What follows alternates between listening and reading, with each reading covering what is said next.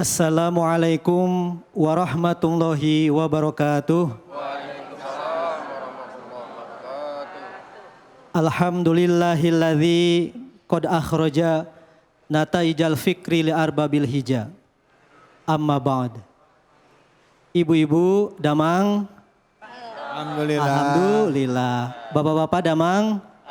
Alhamdulillah. Alhamdulillahirabbil alamin.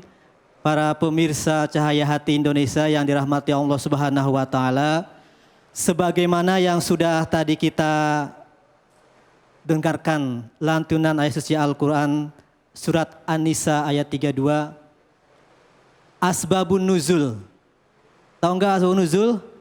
Ya. Asbabun nuzul itu kronologis, asal usulnya turunnya ayat Al-Qur'an ini An-Nisa ayat 32 adalah ada keterangan dalam tafsirnya di sini Ummi Salamah.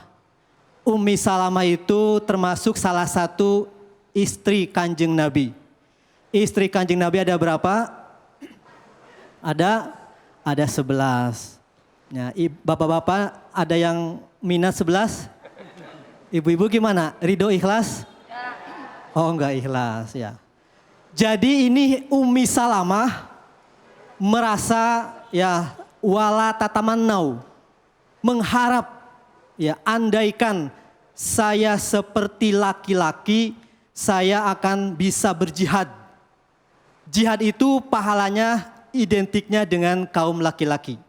Kemudian Ummi Salamah itu mengandai-andaikan, andaikan saya sebagai laki-laki maka saya akan berjihad dan saya akan mendapatkan pahala sebagaimana para lelaki-laki. Artinya apa? Dalam ayat wala tatamannau. Tatamannau diambil dari kata tamanna. Tamanna itu tamani. Tamani itu artinya mengharapkan sesuatu yang tidak akan terjadi. Jadi kita berharap, kita bermimpi, tapi mimpi itu tidak akan terjadi, Ibu. Ada enggak mimpi yang tidak akan terjadi sama sekali? Bu? Ya. Pak? Ya. Pernah bermimpi enggak? Pernah mimpi apa? Oh mimpi apa aja ya. Ya kalau ada seseorang yang bermimpi, punya impian harapan tapi tidak terjadi, itu namanya tamani. Seperti halnya ada ya kutipan sedikit syair. Ada orang tua renta ketika berjalan melihat ya bayi yang sedang disusui oleh ya ibunya. Kemudian dia menghayal, dia bermimpi, dia berharap, aduh andaikan saya ya diulang lagi masa muda atau masa kecil seperti bayi itu, pasti saya bisa nenen susu lagi. Jadi berandai-andai masa tua pengen masa muda lagi. Ini tidak bisa terjadi. Ya, nggak bisa bim salah bim. Kalau sebalikannya antonim dari tamani adalah taroji. Taroji itu mengharapkan, berharap, bermimpi pada hal yang bisa terjadi. Kita berharap pengen sukses bisa terjadi dengan ikhtiar dan doa. Kita pengen jadi orang pinter, kita pengen kaya dan sebagainya, bisa. Itu namanya harapan yang disebut dengan kata taroji. Ada tamani, ada taroji. Jadi dalam hal yang seperti ini di ayat An-Nisa 32 ini, Ummi Salamah bertamani. Ya, seorang perempuan berubah menjadi seorang laki-laki. Ini tidak akan terjadi. Makanya di sini dijelaskan lagi oleh Allah, ma faddalallahu bihi ba'dakum ala ba'din. Jadi jangan sampai dalam hati kita berharap anugerah nikmat-nikmat yang Allah sudah berikan kepada sebagian satu, sebagian lain. Mereka yang laki-laki sudah punya bagiannya masing-masing atas pahalanya, dan perempuan pun punya bagiannya masing-masing atas pahalanya yang sudah dikerjakan. Intinya jangan sampai ayat ini mengindikasikan jangan ada kata saling dengki ataupun iri. Hasud. Ya, tahu hasud, Bu? Pak, tahu hasud? Hasud itu iri, ya. contoh, biasanya ibu-ibu yang lagi ngerumpi, ada aja tetangganya beli mobil baru. Hehehe, itu ya mobilnya baru ini. Duh, ya gini. Jadi perasaan-perasaan itu. Nah ini namanya perasaan, berkaitan dengan perasaan dengki atau hasud. Ini harus dihilangkan dalam diri kita. Jadi merasa mobil yang dimiliki tetangga kita itu, didoakannya itu semoga hilang. Ataupun dicuri. Nanti alhamdulillah. Ini jangan ya. Jangan ada ya dalam benak kita, jiwa kita itu merasa hasud terhadap nikmat-nikmat yang sudah diberikan kepada orang lain. Kelebihan-kelebihan, harta kekayaan, karir jabatan dan sebagainya. Ini kaitan dengan penyakit hati. Makanya obat hati ada berapa? 5 obat hati. Teruskan mangga. Baca.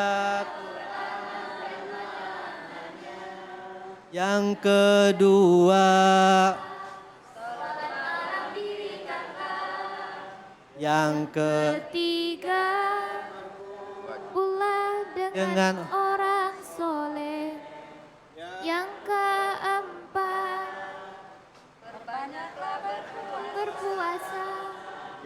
Yang kelima, zikir malam berpanjangan. Lah luar biasa ya, pada bisa nyanyi ya. Semangat Bu, semangat Pak. Nih semangat sama otaknya sambil mengingat lirik tadi. Ya itu, Aduh, lagi. kita harus mengingat lagi kembali ya. Ya ibu-ibu, ingat-ingat obat hati itu ada 5. Di antaranya tadi sering berkumpul dan sebagainya. Artinya apa? Artinya penyakit yang ada dalam diri kita termasuk tamani ataupun berharap nikmat itu hilang dari orang lain ataupun beralih kepada diri kita, itu disebutnya hasud.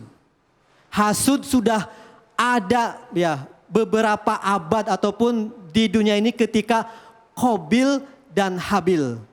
Ini sifat yang sudah ada di zaman Nabi Adam alaihissalam.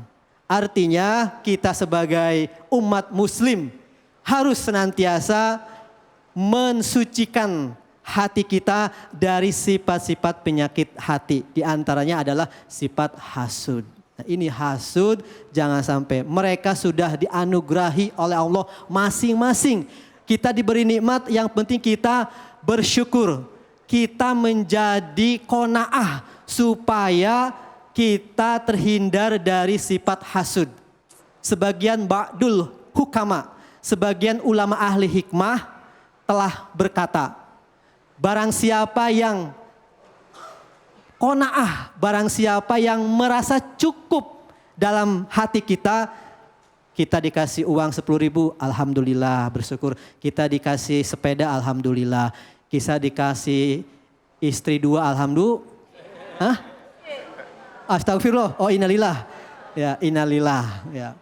Ya, langsung saja Bu, ya Bapak langsung semangat ya. Dua-dua.